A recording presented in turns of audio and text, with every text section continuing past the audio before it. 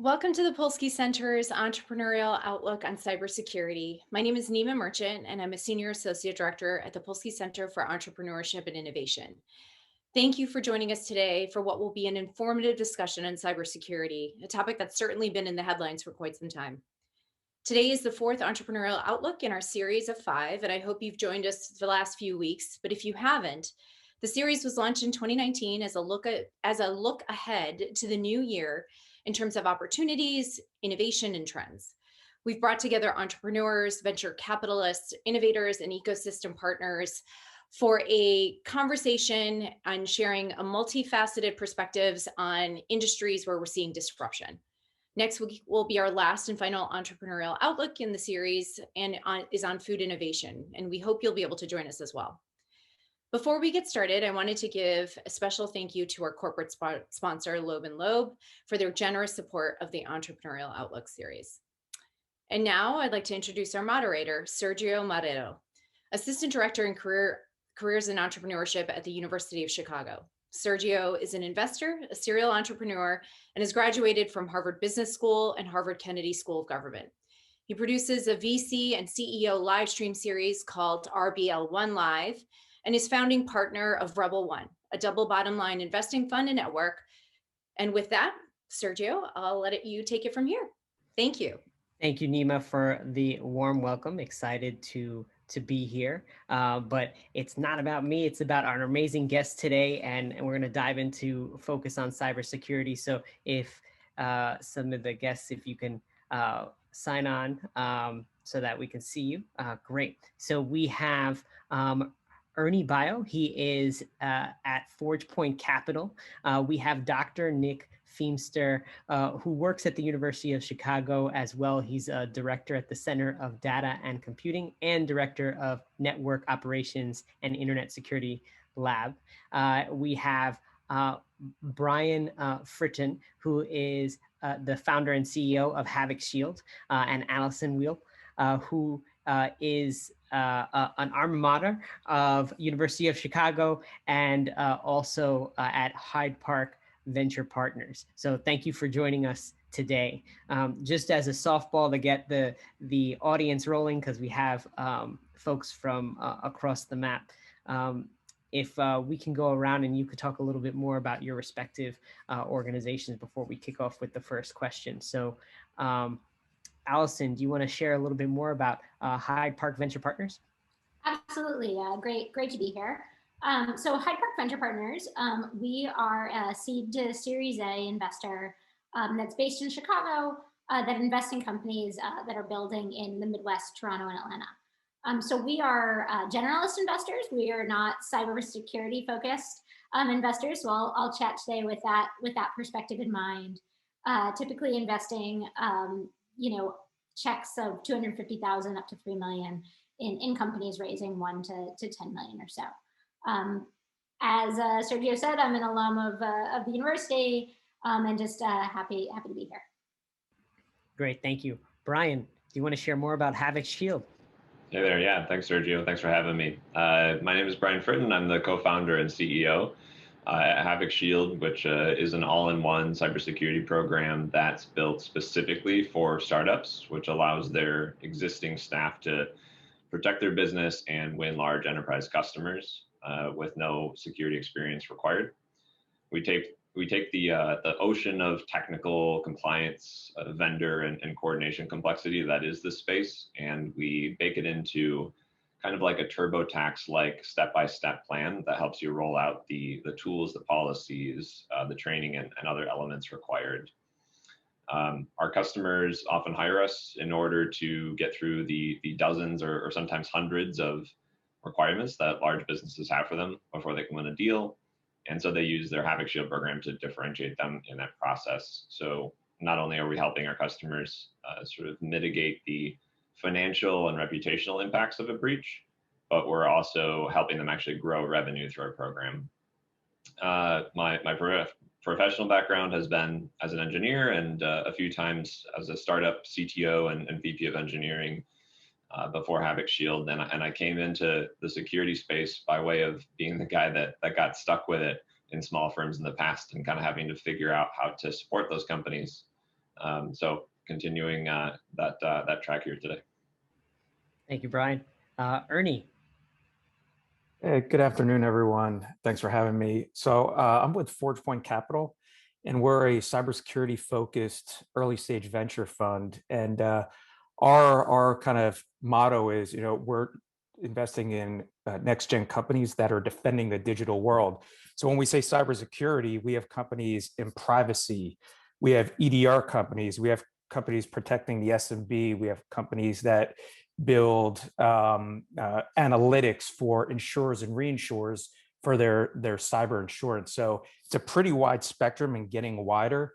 We have about 27 active companies as of yesterday, about 770 million assets under management. And we focus really on Series A and B. We'll reserve some of our capital for select growth equity deals. We've done a few deals where companies were bootstrapped for 10, 12 years and took their first institutional capital with us. And lastly, we're geography agnostic. So even though we're in Silicon Valley, it keeps growing. We just invested in two companies in New Jersey. So we have a company out of Chicago as well. So we're geography agnostic. Thank you for that, Ernie. And Dr. Feamster.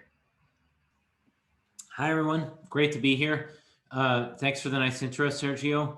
My name is Nick Feamster. I'm on the faculty at University of Chicago in the Department of Computer Science. I teach cybersecurity. I'll use this opportunity to also mention that as the faculty director of the Center for Data and Computing, we are also launching this spring a course on applications of machine learning to cybersecurity for cybersecurity professionals. So teaching the fundamentals of machine learning and AI, as well as how that applies to cybersecurity and network security in particular. So figuring out exactly when and how to apply machine learning and the models to various problems in security. In addition to my day job, in the past I've been involved in cybersecurity startup. About 10 plus years ago, I was involved in a company called Neubauer, which used essentially network monitoring of DNS queries to detect botnets. That detection software was sold to many large ISPs, banks, government organizations, and so forth. And more recently, I've been involved with Polsky in a new venture that involves network monitoring. Not strictly about cybersecurity, but there are some cybersecurity applications there. So great to be here. Thanks.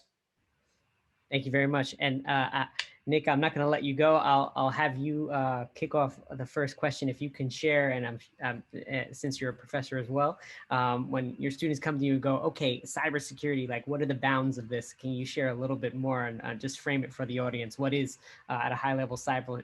What do you define as cybersecurity? Sure. I mean, I think that's a very broad question. And so, I'll start actually with the discussion I had with our CEO, 15 years ago on this topic when I was trying to define conflicts of interest in my research. I said, how would you define what we do at Neubauer? And he said, well, I'm pretty much, concerned with anything that involves bad actors on the internet. So maybe that's a little bit imprecise. Certainly as someone who's trying to define clear lines of intellectual property, that was a little bit too broad and vague for me. But I think that's like not too bad of just very broad strokes. Okay, people break laws, they break into things, they steal data, they trick you, they steal your personal data, they may break into systems. Anything that can happen in the physical world that's bad can also happen online. And so crime, cyber crime as a subset of cybersecurity certainly is crime that has moved online. Cybersecurity is really anything that involves, I would say, the breach of a system or data that is online, that is connected to the network. So I would leave it at that. I think maybe some of the other folks could chime in. We could certainly peel multiple layers of the onion off that question, but I think that's a good start. Great. Anyone want to hop on? No pressure. Yeah, I'll just add to what Dr. Feamster said there, in that it's both the collection of measures and practices taken to protect your computers and networks and systems at play, but also the people behind them and how we protect those people and their data. And I think that the one point I would make overarchingly is that cybersecurity is a process and a state, and not just a project that you do once and kind of forget about. These things are ever changing, and I think of the world of cybersecurity more as a process and the factors of that process than any one salient thing. Absolutely, and building on that, building on that, and talking about the process of how it's changed over time. You know, Allison, can you share a little bit more on your perspective of, it seems to be, you know, to the average person, something big companies have to worry about. You know, you might be on the headlines of the Wall Street Journal or something like that. You know, can you talk about a little bit of what small and medium businesses can do? Yeah, absolutely. I mean, I think, you know, what Nick was talking about and what Brian was talking about, of, you know, anything on the internet. And as you think about what anything on the internet means, the definition of that has expanded drastically and kind of continues to expand drastically, right? It used to be just, you know, big, you know, you think about what big businesses are doing. But, you know, very recently in the news, you heard of a case where a small water treatment plant had a cybersecurity issue. And you see small companies having more and more cybersecurity issues as well, particularly ones that tend to be vendors for larger, more at-risk businesses or governments or whatnot. And the other piece of it is thinking about the kinds of devices and items that are connected to the internet. It's not just, you know, what's on the computer in front of you and thinking about, oh gosh, it's Google. It's also, you know, your temperature sensors in your home are connected to the internet. Your refrigerators, devices that are in factories are all connected to the internet now. And so the risk has shifted to basically anything that could be connected to the internet becomes a cybersecurity risk, and therefore needs to be paying attention to how to protect itself from cybersecurity threats. Great, and you know, to talk a little bit about recent events that happened not too long ago, the SolarWinds hack, and talk about how massive that is for foreign governments to, you know, infiltrate thousands of organizations. You know, Ernie, I don't know if you want to jump in. Any thoughts around, you know, how can smaller organizations prepare, if at all, for this type of you know, this type of threat? Yeah, that's a great question. You know, SolarWinds was revealed back in the fall, and you know, it was a nation state attack, which are extremely hard to prevent, and it affected the software supply chain.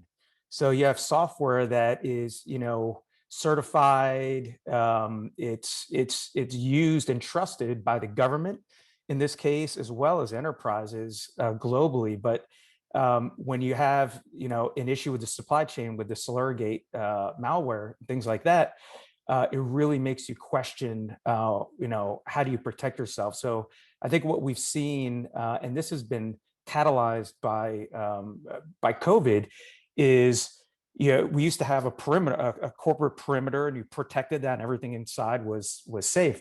And that went out the window years ago. But we finally come to the realization that it's zero trust. So you see a lot with, hey, you know, you need to verify identities, the endpoint, the network, the location, and do it every time and have zero trust.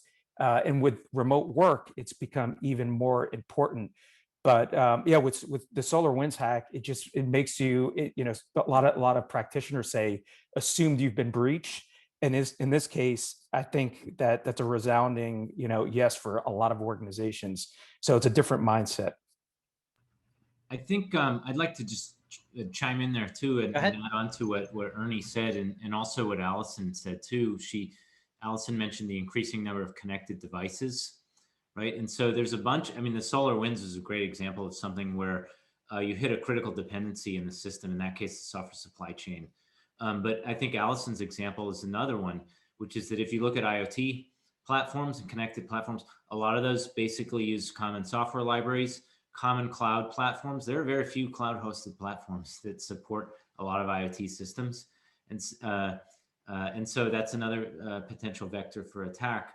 And also, just more generally, increasingly there are a lot of parts of the internet that are centralized or organizationally, if not physically. So another example of this that happened just a few years ago was the Mirai botnet attack, bringing all these pieces together. The Mirai botnet attack on Dyn DNS.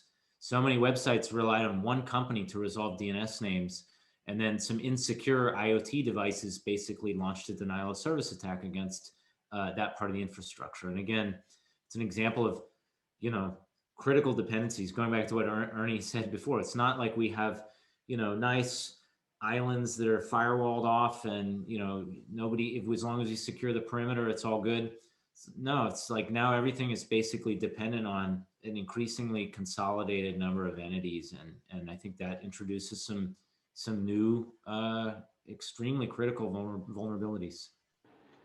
I thought that too. It was worth mentioning in the SolarWinds case that, man, what a great example of the necessity of paying attention to the security community, because one of the big pieces of this SolarWinds deal was the attackers were able to insert malicious code into the FTP server that hosts these update files, and they had been warned. I don't know how many times by how many people, but the story came out that they had been warned by security researchers about this unsecured FTP server, and this happens like if not weekly, daily, or if not daily, weekly. But there's a lot of, I think, just kind of sweep it under the rug when it comes to cybersecurity, and we need better systems to hold companies accountable to actually have decent 101 level security and security hygiene, and two, better systems to report these things.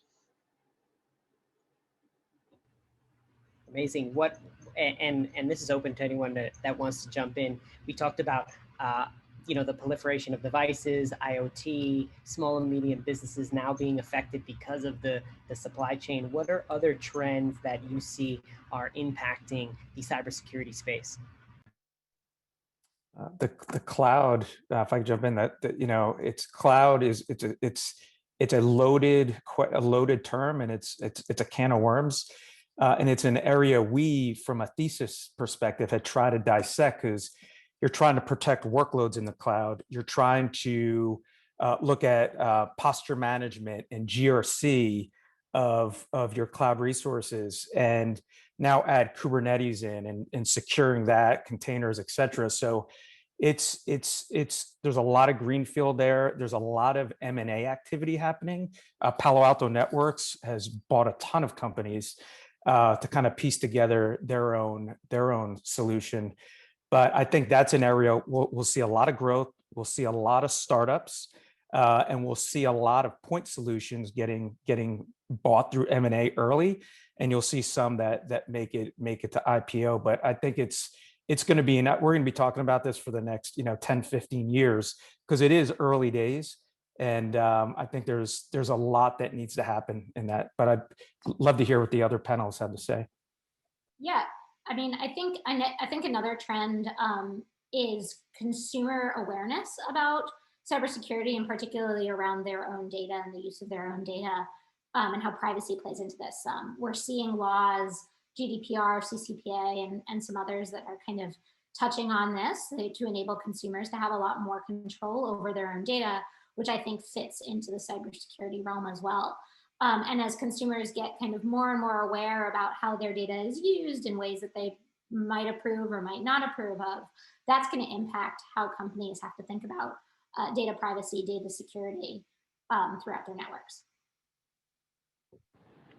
One that I'm seeing is a positive trend is, I think companies and stakeholders are starting to separate and clarify the difference between security and compliance, and how they're two very different, obviously interrelated topics, but compliance doesn't automatically make you more secure, right? It's just that layer on top.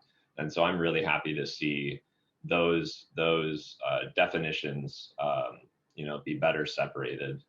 The second one is, as Allison was kind of alluding to, is companies are becoming more proactive because it's now a necessity, right? They're seeing competitors in their space, they're seeing colleagues, they're seeing other folks in their portfolios be attacked and deal with the type of ramifications there. And they're saying, wow, we can't really let this happen to us. And it's kind of weirdly reactive still in a nature, but you see people taking a little bit, a few more steps into the area before they get attacked or something really bad happens to them, which I think is a good trend. I think also, I don't know if it's trend or if it's already happened, to some degree, but I think it's also worth pointing out. I mean, to Brian's point about the divergence between compliance and security, I think is it's large and it's arguably continuing to grow. Okay, so I mean, if you look at basically classical cybersecurity or computer security, right? It had roots in cryptography, and then there was a lot of work in formal methods, and so on and so forth. And that was fine through the 90s, through the early 2000s. But I mean, to pursuant to some of I think Ernie's comments about the cloud, right? That's one piece, but the systems now are the artifacts are so complex that you can't describe the behavior of any of these systems, just simply by composing the specification of each component. Right? It's like, oh, cool. Well, I can run a formal check against the spec against this protocol, right? That even didn't work when we went from crypto to software library, right? So forget about it now. Those kind of things don't, they don't often hold because so many assumptions are violated. And I haven't even introduced humans in yet, right? So I think this is just more to the point of, what Brian said about specs, right? And compliance is often about specification. And security these days doesn't, you can't basically check against the spec all that easily, if at all. I would venture to say you can't check at all. But these are increasingly divergent, I would say.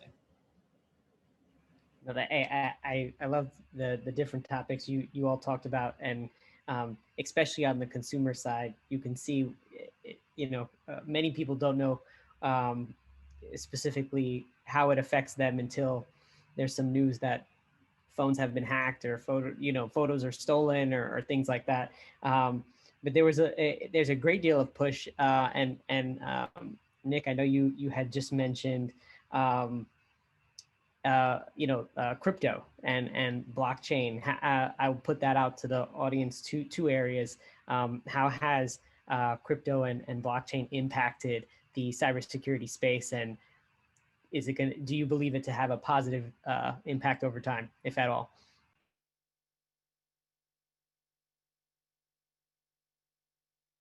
Who wants to take that one? I can start it off. Go ahead. I don't have a strong opinion. What I can say is, like, we just announced a passwordless authentication company this week, and different than any of our other 27 companies, their architecture is built on blockchain and using Ethereum for smart contracts. And for them, it's a function of how do we protect your identity and build self-sovereign identities. So a piece to the authentication and the total, identity and access management component. So for me, that's, finding, I think blockchain for a long time has been a solution looking for a problem. So this is the first time within our portfolio we've had a great use case and an architecture that is resonating with banks on Wall Street. Yeah, my layman's response here is, they're great. They're fantastic advances, but they're just new methodologies, and we have to, it's a constant cat and mouse game. We have to stay in front of, like, not to get too technical, but we used to, encode passwords with the MD5 methodology inside databases, and no one does that anymore that knows anything about password security, because it's pretty much been cracked already. And so with blockchain and some of the new cryptographic technologies, I think they're fantastic, and we should obviously continue to invest in them, but we shouldn't fool ourselves into thinking that the problem is solved. I think their new attack vectors all the same as well. I think in its purest form, you can think about blockchain as a little bit of a buzzword, essentially describing a certain type of distributed database. And I think Ernie pointed out, I think some nice, or should say promising applications are arising now. And, he mentioned smart contracts. And I think that's an area where, there might be a there. But I certainly agree that, for a long time, it was a hammer looking for a nail. Perhaps smart contracts is a nail. But this is a new capability. It doesn't necessarily make anything more or less secure. This is just a different application. Thank you for that. And Ernie, you just mentioned, Allison, love if you have a perspective on this, with this movement, right, to have devices that have biometrics built in, right? I don't even have to remember my password. I just look at my phone and it logs in. And all these startups such as Beyond Identity and others that have one password for everything. Can you share what are some of the positive but also concerns that you have in cybersecurity as we walk into this future?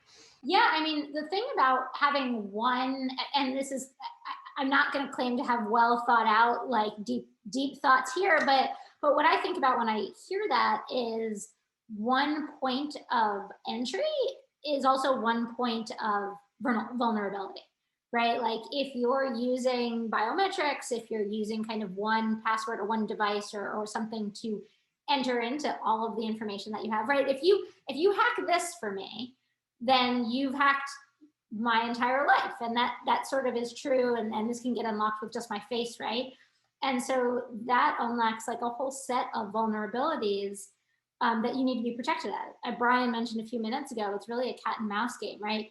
So for every new kind of security feature that exists out there, there's going to be a bad actor who's working their hardest to be able to kind of crack that security feature.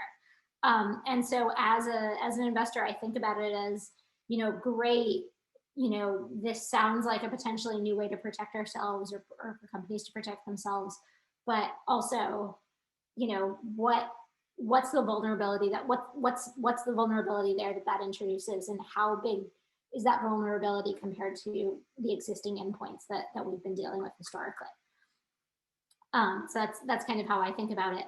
On the like IoT devices, I talked about personal phone, but like on the IoT devices that are out in industry, I mean, that's even scarier in a lot of ways, right? Particularly, let's say it's at a factory and it's an IoT device that has 5 different factory personnel that have access to it, maybe with their own biometrics. That's kind of one endpoint, but 5 different ways of hacking into it, and might be feasible. And so that's how I would think about the problem.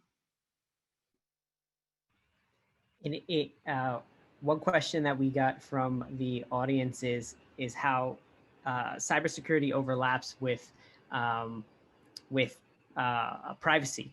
I think a lot of individuals' concerns are that companies have their data locked up supposedly, right, and then they get hacked, and then that data is out there. If you were to comment, what part of privacy, where does privacy lie within cybersecurity? Anyone wants to comment on that? Your example, I think from the question from the attendees, it entangles a couple of different things, right? One is sort of data breaches, right? Your data is on there, and then the other is data collection. Okay, and I think data collection certainly runs right up against privacy, whether or not there is a data breach. Because many companies in certain industries, have an incentive to gather a lot of data of us as potentially inputs to all kinds of algorithms. Commonly these days it's advertising, but there's a lot of things that people would like to predict. And I don't know enough about the industry. Maybe others can comment to take the temperature on that. But I think there's certainly been long, an attitude of well, we don't know which of these features is going to be, most useful or most predictive in our model. So let's just sort of like gather a lot of stuff. And then more is better. And then we'll train the model and we're good to go, which is all good until you have a data breach, right? And then you wish like, oh, maybe I should have thought about minimization, right? Maybe I shouldn't have collected all that. So maybe my model would have been just as accurate if I'd collected less, or maybe I should have thrown out the raw data, right? Or kept aggregates. And so I think that's certainly an area where privacy and security run right up against one another. The incentive to collect data to produce better models for whatever prediction you're trying to do versus the risks, the security risks of keeping that data around should there be a breach. Yeah, I'm sorry. Go ahead, Brian. I was just going to say that's a really good way to put it. Is they're really close together, and when it comes down to the business holding that data and deciding what to collect, there's what I'd call like the standard of due care here with that data. And to Dr. Feamster's point, like we pretty much just collect that as a business right now and then store it away in case we need it. But we are being forced more and more, not only by public shaming in when you do get breached, but also by increasing regulation, for better or for worse, at an industry, state, and federal government level, and even internationally, to take a better handle on these types of things. So I'm glad to see those types of things happening. But whether or not you're regulated, the standard of due care applies, and I don't think that society as a whole is going to take for very much longer the idea that your social security number, your driver's license, your bank account numbers, all of your geolocation data, leaves multiple times a year because companies just can't get their stuff together in order to if they're going to collect it, responsibly destroy that or do away with it later on. So there's going to be, I think, a lot of activity at a compliance level, at a legal level, at a regulatory level that will force people's hand here. Yeah, for us, we just made our first investment in a privacy company, which falls under our cybersecurity thesis. And the way we're looking at the space is it's kind of, if you go back 10 years ago in cybersecurity, that's kind of where privacy is now, from a regulation standpoint, from a market awareness standpoint, from a budget standpoint.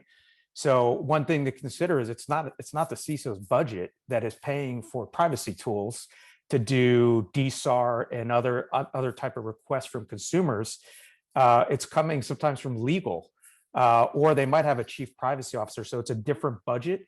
But at the end of the day, it's still under the construct of cybersecurity. But I think public awareness needs to get higher, because I don't think many people, they care in theory, but they don't care enough to be vocal about it or look at it as a threat to their livelihood, which it is. They care when their picture on their phone gets stolen or their Zoom is bombed. Those are Exactly. That's when they start caring.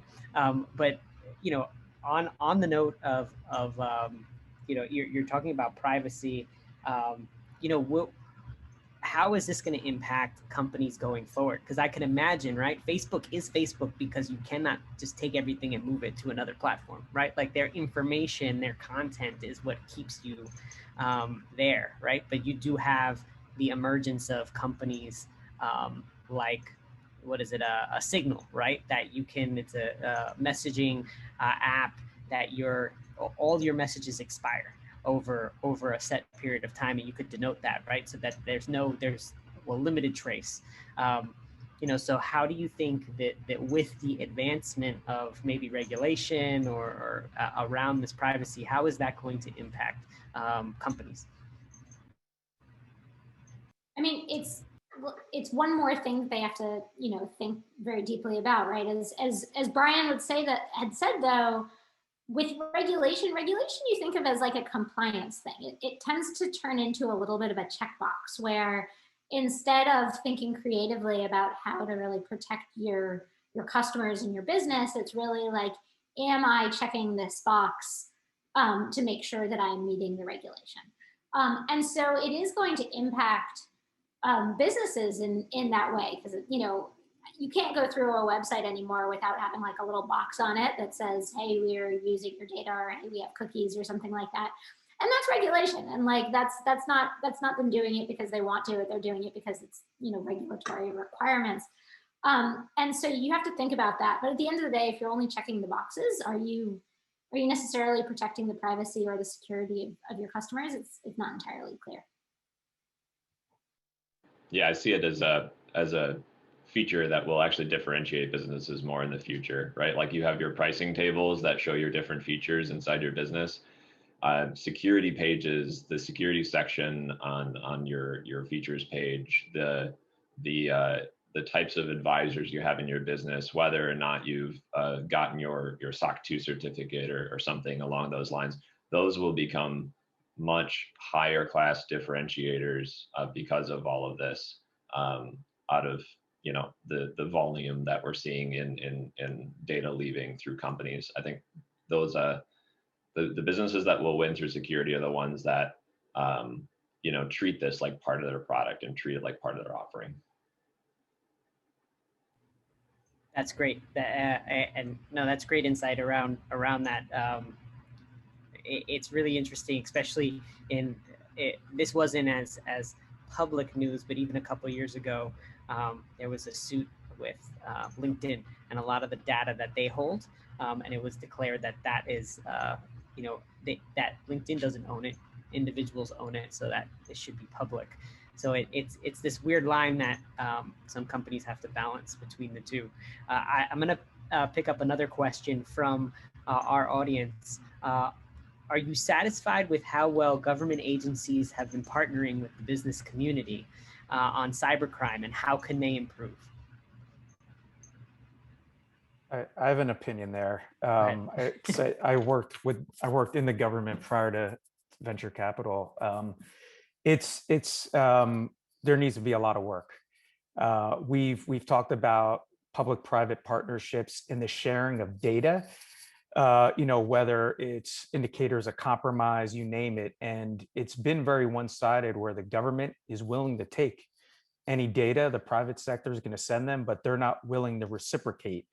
And one of the problems, whether you're DHS, specifically like CISA, who's actually done a very good job since it was stood up 3 years ago, NSA, they classify a lot of the data, and it's data we'd look at in the private sector and say, this is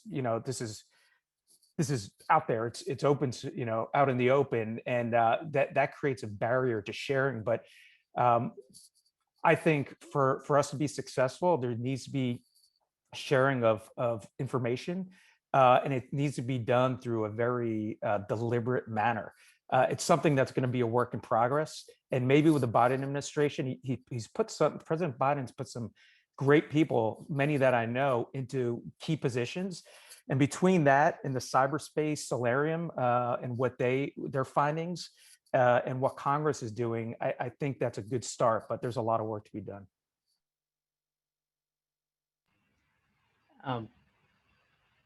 The next, one of the next questions on that we got is in relation to one individual said, running cybersecurity businesses, there ever a time you can relax? What are ways in protecting security that you can just, you know, put in place and kind of take a step back? No, I mean, everyone's gonna say no.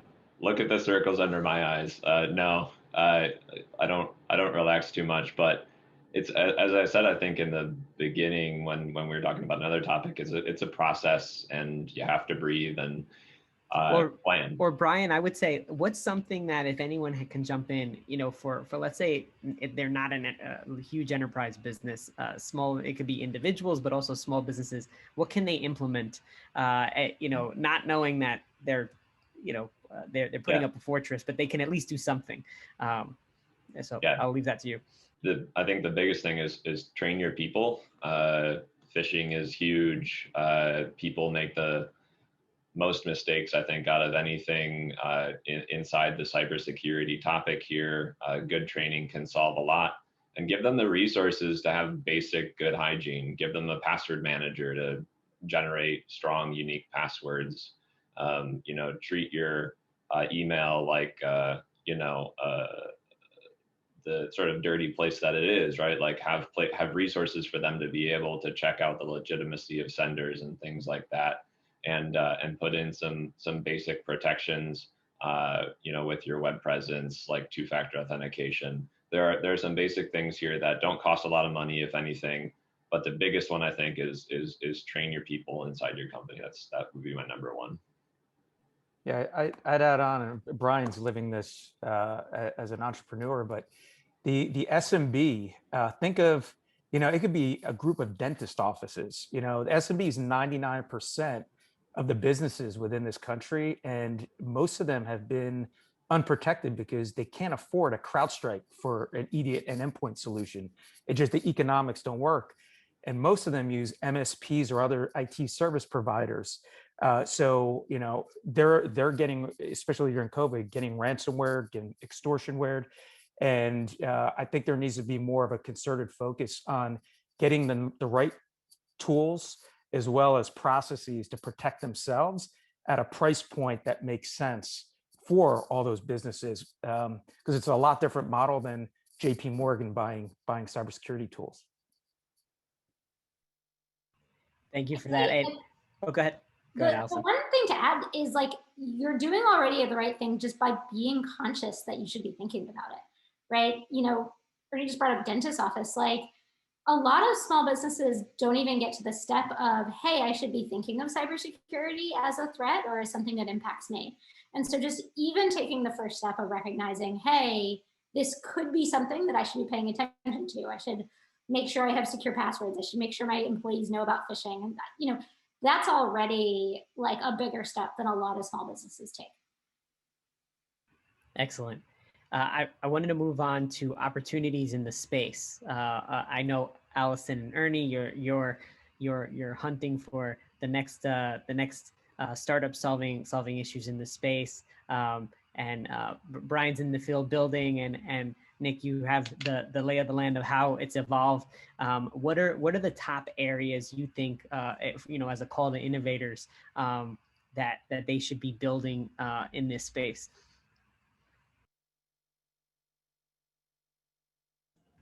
Go ahead, Nick. Okay.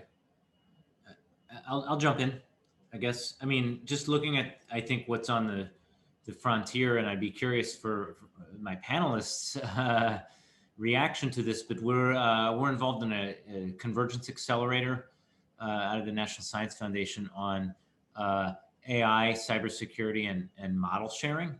Okay, so if we go back to what we were earlier talking about formal methods, rules, specs, those are kind of out the window.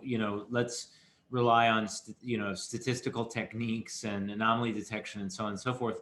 Well, that stuff is kind of not a silver bullet either, because how do you train those models? What kind of data do you use for those? And how they're statistical, they don't always work. And so there's value in a well-trained model. A model that basically incorporates information about previously seen attacks, other attacks, and not always true, but generally speaking, for the purpose of today's discussion, we could say, maybe more data or more examples is better. Okay, and so a model that I train on my enterprise or campus network or my network, might have value to someone else who wants to detect similar kinds of attacks and anomalies. But how do I share that, right? How do I share that? Because, maybe I don't want to share the data or other things that are about my own network for proprietary or other reasons. But how do I share a model? The model itself, can leak data depending on how the model is designed and trained. And so again, coming back to privacy a little bit, how do we balance the need to share information about attacks and share information about how we detect those attacks with the need to, retain certain private information? And that's not a totally new problem. I mean, information sharing in cybersecurity is as old as cybersecurity attacks. But I think now we're sort of seeing that also transition towards like machine learning and AI models. So it's not just about sharing data or packet traces or whatever, but it's also about how do we share models. What I'm hearing is I'm going to translate it. What I'm also hearing is that can businesses in the future maybe have their own AI to protect them, like a Jarvis, right? Like I'm talking like Iron Man. Maybe that's a possibility. We have some startups in that space. Yeah, I think oh, sorry, I should let some other people talk, but I mean, I think pursuant to that too, you know, in talking with our own IT staff here on campus and so on and so forth, you know, there's not a lot of AI even being used right now, like or at least if it is, it's in a black box sense. It's like, okay, you're using machine learning to detect, yeah, I don't know. Oh, wait, this product I bought, you know, they say that they do it, but, you know, nobody really knows what that is. So I think, you know, this, I think, comes back to that course that we're offering too, is like being able to peer under the hood at basically, okay, if you're going to sell me some kind of product that claims that it's going to do something, how do I evaluate it? Okay, well, it used to be if it was a rule-based system or an expert system, I could at least figure out what it's supposed to be doing. Now, if it's like some AI-based thing, that's black box. Maybe even the people who train the models don't fully understand how it makes those decisions. And so increasingly important to become literate in those, you know, in that domain as well, because I think we're going to see increasing numbers of products in that area. So even if you're not an expert in that, you may be in procurement, you may need to make decisions about, you know, is that doing exactly what it claims to be doing? Great. Yeah. Brian? Yeah, that dovetails, I think, nicely into the thought that I had here is one opportunity for companies and in the market is, you know, look, there's this 3.5 million person cybersecurity job gap. If you need security experience inside your company, probably can't find it. If you can, probably can't afford it if you're small. And so the training of staff and finding people who want to do this, there are opportunities obviously at the collegiate level, there are opportunities elsewhere. But companies who really want to get serious about this and take advantage of it and reap the benefits, I think will, just like you have training programs introducing you to your product inside your company, and training programs to, you know, increase the seniority of your staff in various ways. Companies, I think, you know, can take advantage of an opportunity of people really wanting to get into this, but there not being enough opportunities for them to do so. And they'll join companies because you can train them on cybersecurity. I think that's a huge opportunity. The second one is providing access. I think companies that provide access to cybersecurity earlier on use plain language and can sort of democratize this to companies that you know, don't have a full, you know, 24/7 SOC and security team. You know, they have an immense need and the pocketbook to do it as well. You know, I think companies that make that possible for you know, smaller folks are going to win. I just want to add one thing. One thing we're seeing with companies that's interesting to us is a lot of more advanced companies have SOC, security operations centers, and they can't staff them enough due to, you know, what Brian and Allison said about the talent shortage. So they're using I'll call it Jarvis to use your terminology, Sergio, but they're using that for. I'm just trying to help the audience, you know, like no, sometimes they're like, wait, what's happening? I'm like, think Jarvis, think, you know. it's Jarvis or giving those SOC analysts an Iron Man suit to allow them to do their job. Instead of having 10 SOC analysts, maybe you have 3, and being able to use ML, in some case deep learning, for anomaly detection and things like that. Because, you know, for the talent issue, we need to focus on training, but you can only train so fast. So the other pieces are automation and leveraging AI. So I'd love to take Nick's class and learn more, because there is that convergence of cyber and AI right now. Absolutely. Allison? Yeah, I mean, I think the one place, pulling on the convergence of cyber and AI, and I see a couple questions in the chat, is I'm starting to see a lot in the quantum space, or a lot of future-looking technology in the quantum space, being the idea that, you know, the algorithms are going to become so advanced on the attacking side that you're going to need quantum solutions to be able to protect yourself. And so certainly for larger businesses, not for SMBs, but in the short term at least, but for larger businesses, keeping an eye on that kind of technology and figuring out how you might be able to eventually leverage it for your security is going to be something that folks are going to want to certainly, start paying attention to.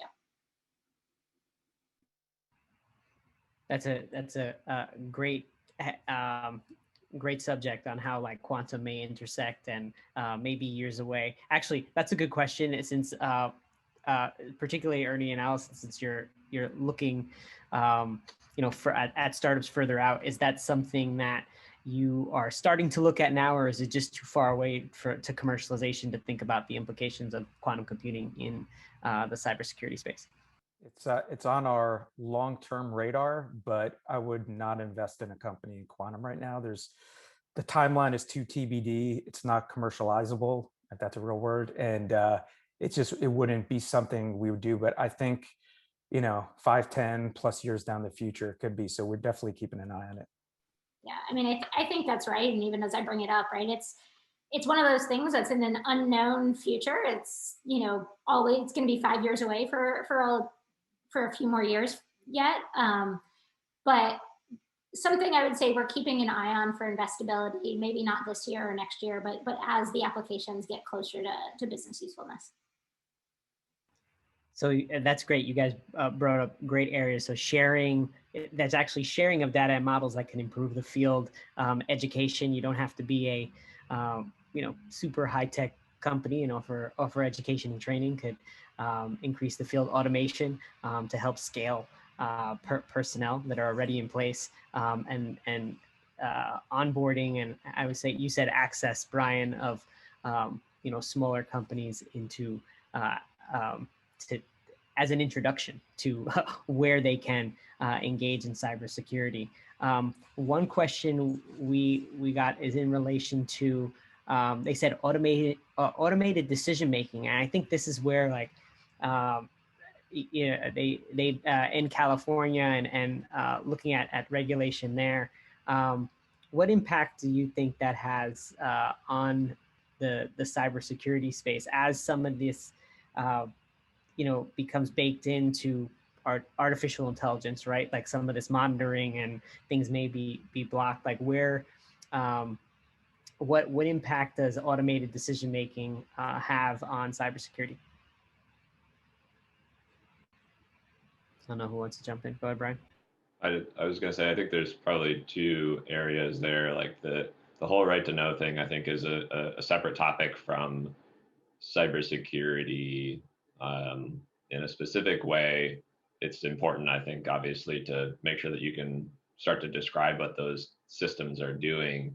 I think that when it comes to automated systems and AI and that topic area, when it comes to cybersecurity, like they're going to be gamed more. I would love to hear what Dr. Feamster has to say on this, but my assumption is that as people understand that these technologies are in play more, they'll use them to try to game the system, and they'll use them to try to get information out of it, and just like another attack vector. When it comes to the automated decision making, right to know stuff, I think it's still at like a narrative level. You have to describe what you're doing, and to me, it's more of a transparency issue than a specific security issue.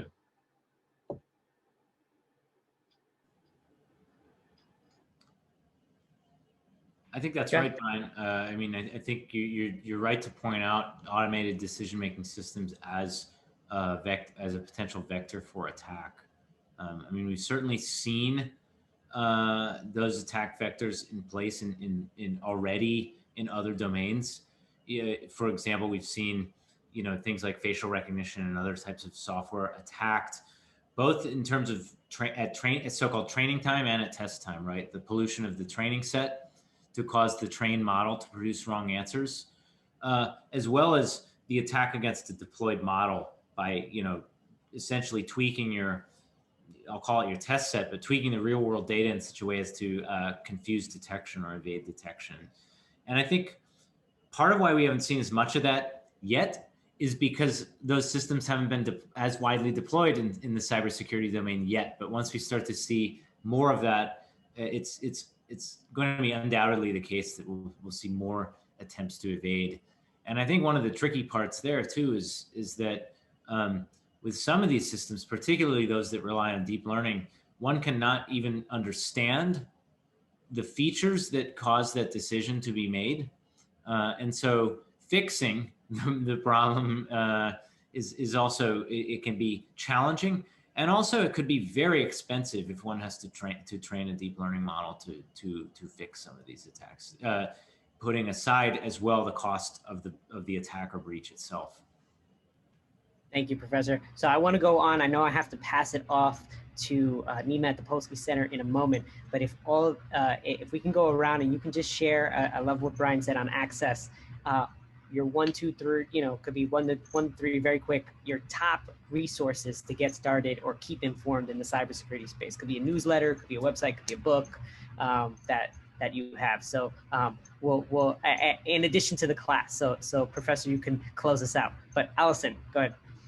Yeah, I mean, I think just the news, right? Like understanding what is going on and where people are getting attacked, just to be kind of becoming aware of the new ways in which that attack's happening. The other thing is just make sure you're updating your own devices. Make sure whenever Apple comes out with a security update, just do it. That's always very important. I'll let the others who are experts in the field talk more about the very specific resources that I'm sure they're up on very closely. Awesome, Brian.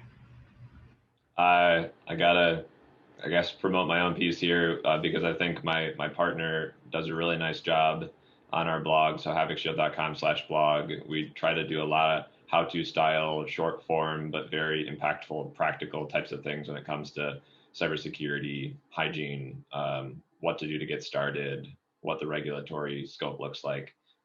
So I'll point people there. Perfect. Ernie. Yeah, there's so many. I like to break it up in, there's more technical stuff, and I'm not a super technical person at all, but there's more technical formats. There's Cybersecurity Pro in the Wall Street Journal, which is more business focused. And then I also look at things that revolve around government, like Cyber Scoop, just to understand what's going on the government side versus the commercial. But there's so many, it's hard to point out one or another. All right, thank you. I know we're just at time. Nima, can Professor go and then we'll Yes, close out? absolutely. Okay, go ahead. Yeah, absolutely. I just mentioned a couple things. I mean, I think for the CISO, there's actually a fairly decent textbook, if you could call it that, called Thinking Security by Steve Belvin. It's written at a pretty high level. It's written for a CISO style audience. I don't know if it's still in print, but it's quite accessible just to kind of get a general lay of the land. In your course. And I was about to say that, yes, through the UC University of Chicago Professional Ed, we are offering a course starting end of next month, short course, 4 modules on the applications of machine learning and AI to cybersecurity. And so for more information on that, I can provide it, but also UC Professional Ed has a bunch of materials on that. So maybe we'll see some of you there. Great. Well, thank you very much to all the panelists. And Nima, I'll let you take it away. Thanks for letting me go over a minute. Oh, not at all. Thank you, Sergio, Ernie, Allison, Brian, and Nick for a fantastic panel today. I'm sure our audience enjoyed it. We will share some of those links in the email that goes out afterwards. So happy to provide that information as well. Please join us next week for our last in the series on Entrepreneurial Outlook on food innovation. It'll be at noon this time next week. And check out the polsky.uchicago.edu for additional events and resources. And with that, have a wonderful afternoon, everyone. And thank you for joining us today. Thanks, everyone. Thank you. Thank you. Take care. Bye. Thanks a lot. Bye.